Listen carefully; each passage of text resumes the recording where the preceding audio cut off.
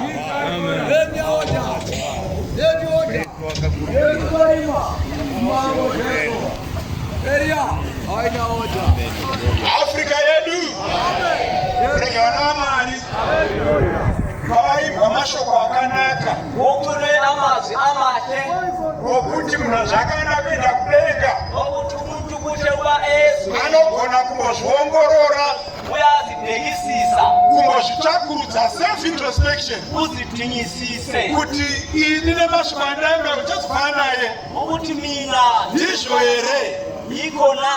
Africa yedu Amen.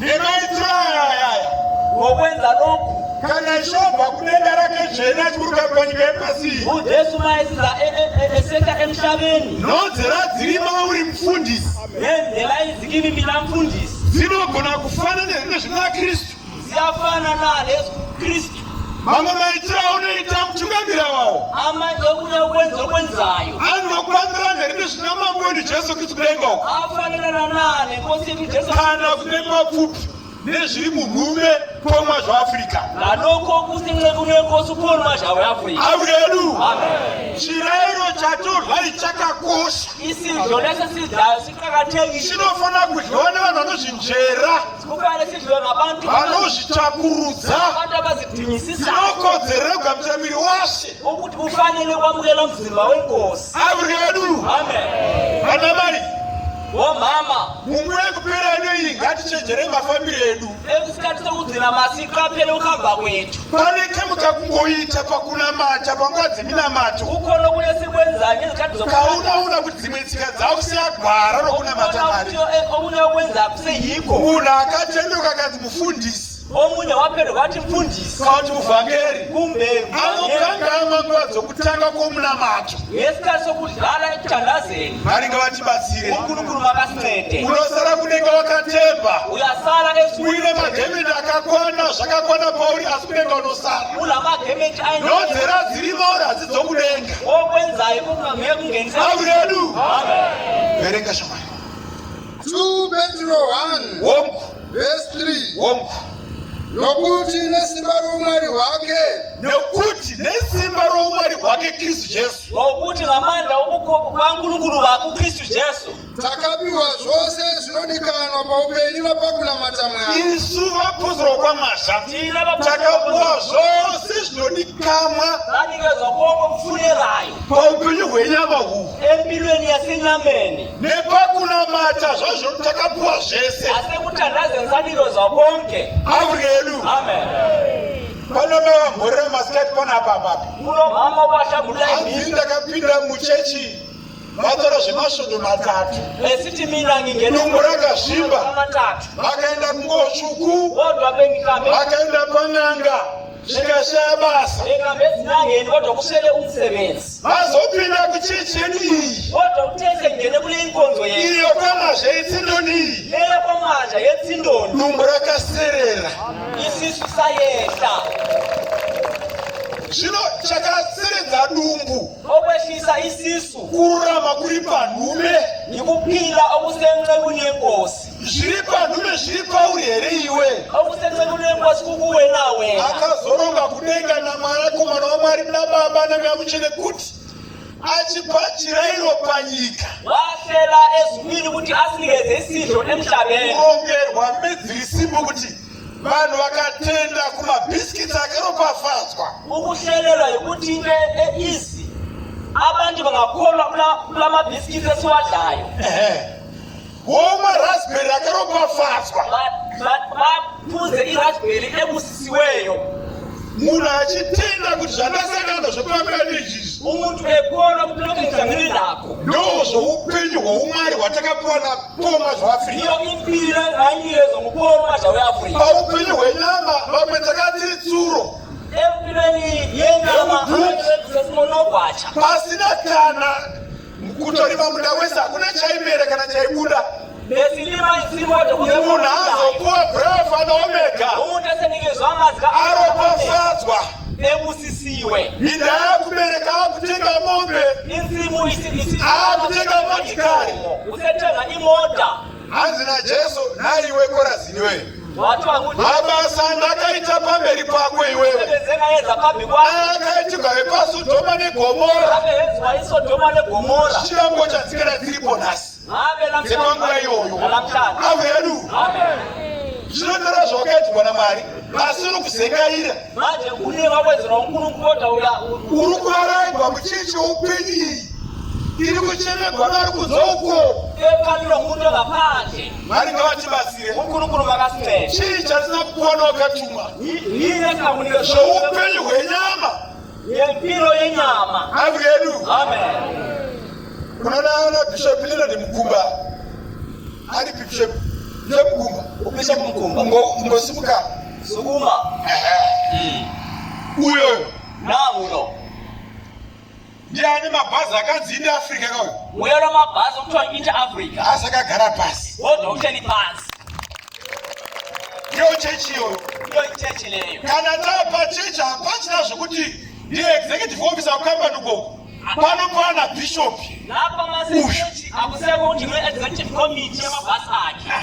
saka nyaripo ndeyokutendeuka garako pasi kuzvidura kuzviramba kuti zvoumwari zvakaiswa matiri zvoupenyu hweinonyika nezvekunamata ngazvitibatsire nekuti manga atiripira musanctuary sanctuary inzvimbo inoburuka Mwari achibva kudenga nembiri yake noburu bwake achizosangana navatadzi vanozvirora zvakaipa zvavo Mwari osangana navo ovaka umwari zvozoita kuti pakupedzisira vochipawo tichazofanana naye kana achizoonekwa. Saka mangwana panapa Bishop Joan totanga basa rokuchene resanctuary warigadzirisa kuti mangwana vane hana dzakadonha dzakawa vane hana dzinorova maurana kwaese nekuzvireura kuzivisa Mwari kundikana kwese kwandakaita kuti kanomuruka kudenga kuzosimbisa nokuropafadza chirayiro chikokubatsira muupenyu hwako iwewe oro else chinokuisa kuegehena chirayiro ichocho chimwe ichocho chinopinza stama muparadiso chimwe chokuisa kuegehena haikona kujairira zvunhu tinofanira kukoshesa chechi kuchirengera kwawakabva nayo. Verenga nenzira yokumuziva iye Mwari wedu wakatidana nokubwinya kwake wakatidana nokubwinya kwake nokunaka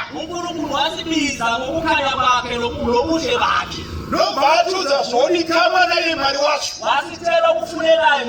kuti anoda kuzosangana naMwari pakupera kwoupenyu hweinonyika afambe ari mutsika dzoumwari. Mwari wakatinakira kana tikagona zvinhu izvi pese patodya chirayiro tinofanira kuuya pasanctuary hana dzakadonha tine hana rwidzocha kuti Mwari ndinokodzere kunonora mupfungo patafura yashi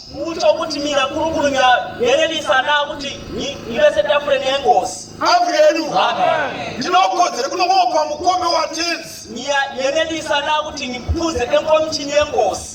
kujairira kunobereka ruzvidzire saka ngatitendeuke maurana ndochirero chiri chokupedzisira takugamuchira mwiri watenzi kuti upinde matiri unoda kunochengetwa mwiri iwowo ropa richagamuchirwa mangwana rigare matiri kurichengetedza negodo akara chirero chinopera chegore rinouya avu yedu saka ngatinamate Mwari kuuya nemuzvokwadi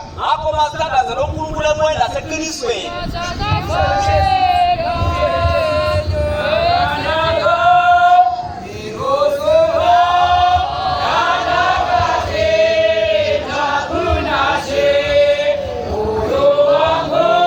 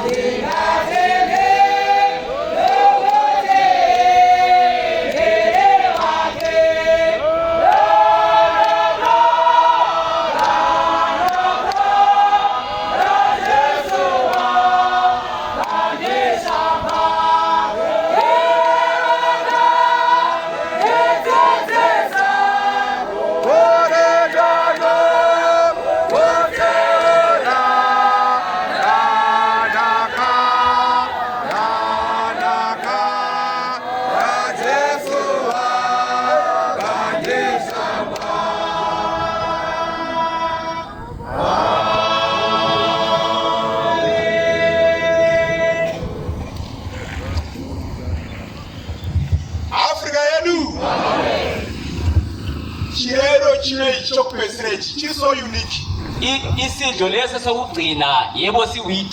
Tauya kusango kurenje kusina vizhinji bevana. Unozwa kuno ndimafura mhepo. Lapho kuthiwa khona kushaya umoya. Dzinorira. Kungekho iradio ekhalayo. Imota dzinerusha. Kungekho imota yenza umsindo. Nyasha dzamatiri musango. Ukuthi umusa kaNkulunkulu silapha esigangeni. Yokwacha mutende. Wena usulala ethendeni lakho. Ngiyakumana. Chiro chokupedzera chichi. Isidlo lesi sokugcina. Ndikuti so unique. Sibalulekile. Nokuthi taenda kusango kusina vanhu. Ngokuba sisesigange lezinye.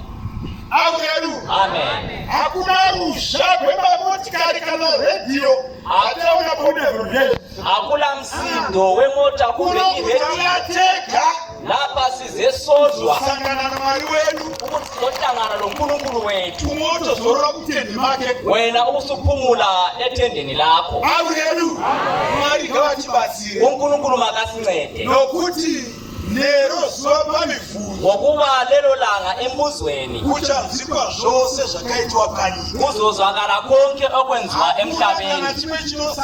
Akukho lokukodwa kuzosala. Amen. Amen. Mwari ngawatibatsire pakunamata kwatiri makuri. uNkulunkulu makasincede ukuthandaza sikho khona. Sanctuary, that is sanctuary. Isanctuary. Inzvimbo inoburuka mara chibva kudenga. Indawo ehla uNkulunkulu ebuya ezulu. Yagadzirwa kuti vatadzi vagopindamo. Indawo elungiselwe abosangana nezvitende zvakairiswa. Ukuthi bahlangane nokungcwelisiweyo. Mutadzi ari kubva kuzereurura. Umoni usuka le ukuzohlambulula. Denga rakateerera kuti vari kuchema uyo takuburuka panyika. Izulu lilalele. Vachatanga kugamuchira chiro chaishe. Ozaqala kwamukela ukudla kaNkulunkulu. Nepakumakongoshi. Lokuphuza enkomthini kaNkulunkulu. Uye anokodzera kunzi rwasisiwe. Wena uyenelisa kubana ndobazi resanctuary iwo. Yiwo umsebenzi wesanctuary. Munogadzirwa vatadzi kuti vafane naKristu. Ukulungiswa abona ukuthi bafana noKristu. Chima chokudenga chipo vatadzi vari panyika. Lesha isimba sasezulwini ukuthi kunikezwa muprista achauya panapa achitirerera muna tenzi. Uprista uzozalana kuti Mwari kana mukaronda kutadza kwevanhu ava munovapedza. Ukuthi uNkulunkulu angayala nokuti vanovateda. Vane makuhwa vanhu ava. Abantu laba banamanga. Vanoshorana vanhu ava. Vayasola laba bantu. Avakudzani Jehovha. Avaqakathekisana vaveruropo kuti vanozvikamu zvenhaka zvisingaperi. Amen. Mwari ngavatibatsire vakomana. uNkulunkulu makasincede madoda. Unosara wakatemba. Uyasala uthembile. Usambofunga zvichigaro chako. Ungacabangisisa kana zvawakamboita zviro zvine mbiri aiwa. Nalokho akwenzayo okusithi kuqakathekile. Mwari achiburuka kudenga mangwana panapa. uNkulunkulu esetha ezulwini kusasa. Uzwana hana yako yakadini. Uzothola inhliziyo yakhe injani. Amen. Amen. Ende Mwari wacho hana nhomba nevanhu ka. uNkulunkulu wakhonakala ndaba nabantu. Aiwa kwakafika nevakawanda millions. Wafa abaningi millions. Hana kana chinomunetsa ipapo. uNkulunkulu akukho anongoda moyo wako iwewe kuti unake. Ufuna inhliziyo yakho ubana ibe ngcwele. Ngatikoshese chirayiro ichi. Masiqakathekise lesi sihlo. Amen. Umwari watakapuwa uNkulunkulu esabunikezwayo urambe kuri matiri. uhlale kuphakathi kwethu. Mweya wokudenga waJehova. Umoya wakaNkulunkulu kaJehova. Mweya uri pana mdzidzisi. Umoya okunceku yenkosi umdzidzisi. Ngawumphatiri. Awuhlale phakathi kwami. Amen. Amen. Paulo achiwa evangeli Patros. Jaya redzitikoro iterosho kuna Mwari. uPaulo echumayela ivangeli. Aputsikira pasi. Paulo akaburuka patenduro pangari. Ijaka lawela phansi. Akasoputsikira pamusoro pake akaburuka akaburuka kuparidza raJeso. Wawela phezu kwakhe yena echumayela uJesu. Akangari maitire evangeli yaMwari. Indoda yayingezwa Akati no. Wathi no. Mashoko ari kuparidzwa nomurume uyu. Amazwi achumayela yile ndoda. Nemurume ari kunzi Jesu uyu. Le ndoda lokuthiwa nguJesu. Naye Jesu achamukoma ndiri. AbuJesu wakhona uvuyekile. Kuti munhu arina arege kurarama. Ukubana umuntu okime Asi Kristu ari kuparidzwa naPaulo. kodwa awayephila ararame mandiri. aphile kimi. Amen. Amen. Mwari ngava akatibatsire. uNkulunkulu makasincede. Verenga samani. Akatipa nazo zipikirwa zvinokosha. Akatipa nazo nokumari kwake zvipikirwa zvinokosha. Vasinikeza ubukhosi obuqakathekile. Zvakakura kwazvo. Zvipikirwa zvakakura kwazvo kuti isu vanatamburai Ubukhosi tinodya nhaka mushe hwaMwari. tinokudla inotho emzini kaNkulunkulu. Kuti nazvo muve vanhu vakagoverwa uMwari. Matiza kuora kuri panyika nokuchiva. Nazvo zvinhu izvizvi imi vakagoverwa uMwari mutize panyika iyi Njira elafaka izere nokuchiva iyi. ibalekele nomhlaba. Nyika izere negakani naro iyi. Umhlaba ugcwele nenkani. Kweyo nyika chechibhurine haizemi iyi. Lo mhlaba so. Kune guta rinobva kudenga kuna Mwari. Lo mhlaba Jerusalema itsva. ezulwini kuNkulunkulu Denga itsva chamburuka panyika. ezulwelisa Lo musha watinasvira kuveko iwowo. lo muzi Musha waMwari. umuzi kaNkulunkulu. Aweru. Amen. Panapa ndiri vaeni vadariki. Lapha Tiri sizihamba. pamatende. Lapha Saka sisemathendeni. ngatirinde. Ngakho Isano masihamba. kunakuya nhasi kana mangwana. uNkulunkulu ngeza namhlanje kumbe Uri kusasa. ngokamira papi. Wena ume kuphi? Aweru. Amen.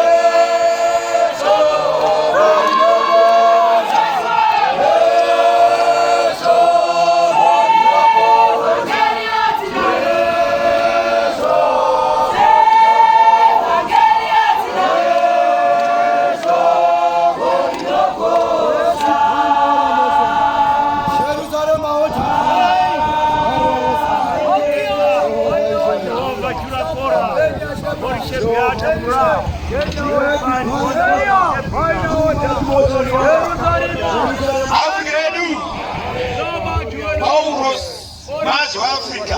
Paulos mwaja weAfrika. Wakatumwa neshoko rinokosha. Uthunywe nelizwi elibalulekile. Jesu kuna Marko 16 achivakoma nevhangeri. uJesu kuMarko 16 ekhuluma ngevangeli. Akavatuma mushure mekugamuka kuvakafa. Wabathuma ngemva kokuvuka kwabafileyo. Akagara mazuva anokwana 40 40 days. Wahlala amalanga ayi-40 akaona pano wadarika mazana mashanu wa 500 vakamuona 500 abantu abaningi bambona ovatuma akati vakomana enda nyika dzose wasokuthiwa hambani emhlabeni wonke kuparidziswa zvose ivhangeri itshumayele izidalwa zonke ivangeli ivhangeri isimba ramwari ivangeli ngamandla kaNkulunkulu rinotanga kuzivisa munhu zvivi zvake liqala kwazisa umuntu izono zakhe romubisa muzvivi zvake likukhiphe ezonweni zakho romusimbisa paururami nopaumwari likuqinise kubuNkulunkulu ochibata mabasa esimba anaro vhangeri iroro ubambe imisebenzi yamandla ngevangeli ndozvataugwa nameyo kuti vaidhumburanga rakazvimango mna nemimba yikho lokho kwakhulunywa ineshina yikho lokho kukhulunywa ngulo mama avuledu iwo vene 10 years uri kuchechi wena ule 10 years usenkonzweni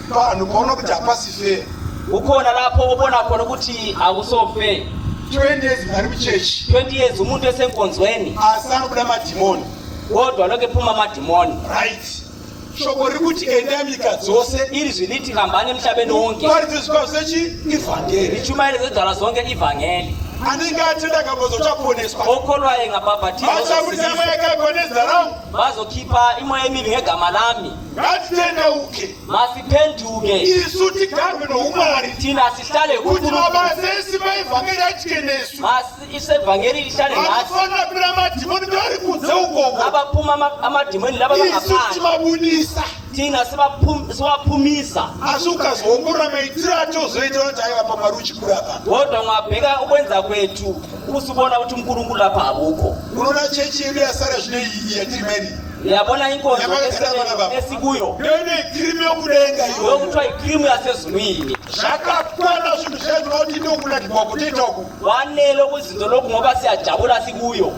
hapana chinhu chinoitika chakashata kuna mwari akukho okwenzakala ukubi kuNkulunkulu nekuti zvakaitika zviya zvakatikomborera isu okwenzakalayo thina kuyasibusisa takazowana gwaro ine manamatiro akanaka sathola indlela yokuthandaza okuhle ndikakupera mipezaniso muexample isimbu chaichaiwo ngakunikeza umzekeliso osimple ndikangoti bishop mfuti womonayo dai zvakazviripongwe aipinda pasi pavari nebasa iri asi mari akaraura kodwa uNkulunkulu kuti achitonda zvipo zvokudenga ukuthi asinikeze abantu vamwe vachitonda chemini papasina abanye kungekho chechi yakanaka iyi inkonzo indleleyi avuyedu amen saka simba rokunamata amandla okuthandaza simba rokunamata amandla okuthandaza omira shamari kuva simba rokunamata riri mukururama amandla okuthandaza kulo oqondileyo masikati atakawanda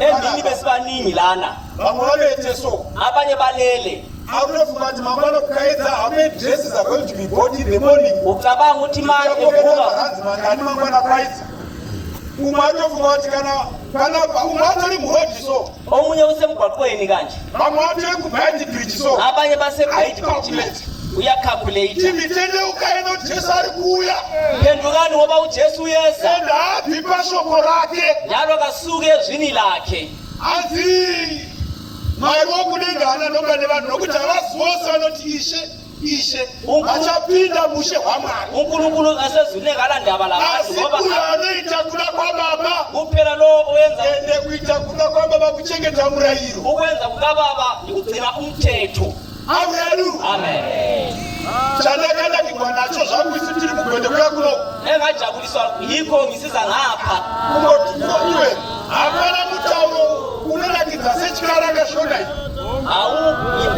vanoihwa vese lesishona bayasizwa bonke avuyedu amen saka ngatidzoke norudzoko rwemwoyo mangwana museki ngakho masiphenduke ngokuphenduka kwenhliziyo maite shanduko yeupenyu kube ichi chokupedzisira ichichi lesi sidlo sokugcina lesi chive nerelevant upenyu wangu wose ndakamira chinozo takagore nouya sibe lokwenza empilweni yami general secretary kuchekudhura wangu ndiraiti vakomana chirero chedu chokutanga chiri pakati isendaweni chiri mauri chichishanda mauri wena lesi sisebenza kuwe ungachikuvhunira pano chikashaya basa ungasidalana kodwa siswele umsebenzi sejairanye kuna vatamwari vemetira akashata ningajayeli mwari wedu ndi mwari wechogwana anona zvose anoziva zvose. uNkulunkulu uyazi konke. Kana shoko rakagotarwa pokutanga navatumwa rakapa mhaka iro upenyu ari pakati poma zvaAfrica. Kumbe ilizwi lakhula kutonga kwedu kuchakukuru pamberi paMwari. kufanisa kwethu kuzoba kukulu Ngatidzoke. masiphenduke.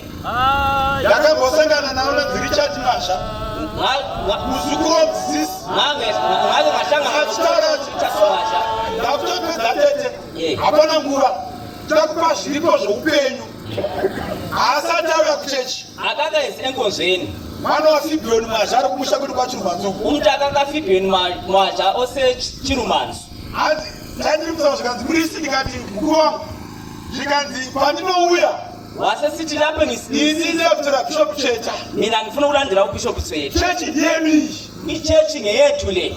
garai muchechi zvakanaka umu hlalani enkonzweni aitaura mukomana wayikhuluma nokuti zvakadziwe chechi isakauya kuzonamatani azothandaza uNkulunkulu. variko vakomana vasati vatongouya kwamarimbe vakawanda bakhona abafana abangakabuyi vaprista venu abaprista bethu kana muyabona vachauya kubasa rani ravo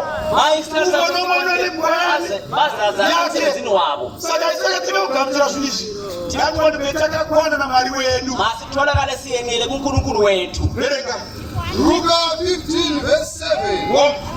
Tinoti kwamuri ndiJesu nyithi kini saizvozvo mufaro uchakudenga saizvozvo manda chirero ichi mufaro uchauko kudenga pamusoro pomutadzi ngokunjalo injabu izoba khona ezulwini phezu komoni pamusoro pomutadzi mumwe unotendeuka kupfuura pavakarurama vana makumi mapfumbamwe navapfumbamwe asikatsvaki kutendeuka. kutere nyacho hanzi kana tagamuchira chirero ichichi masemukelelesisicho matirumu zetihlelekiti kana mutadzi akatenduka pazvakaipa zvake umoni engaphenduka mufaro uchauko kudenga kuna Mwari Baba kuzodarika vanhu vari panyika vakarurama makumi mapfumbamwe nevapfumbamwe